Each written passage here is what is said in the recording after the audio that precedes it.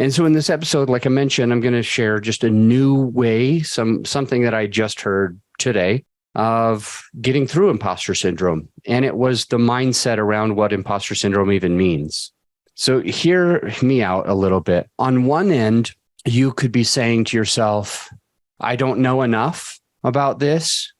I'm still learning. I've got a coach. I pay somebody. What if people don't want to trust me because I only started? All these things. And you might basically say, I'm not good enough. That's really the words that come out when you're having imposter syndrome is, I'm not good enough, or I'm not sure if I'm worthy. I'm not sure if I know enough.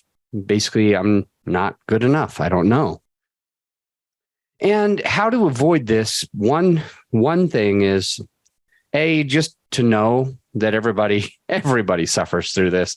I go through this almost every time I push record.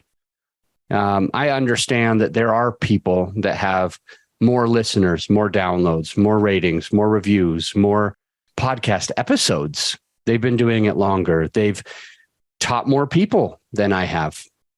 And I have to live with that. I have to be okay with that. I might not be the best at every part, but I'm the best at some of the parts. I don't know anybody who can do some of the parts as well as I can.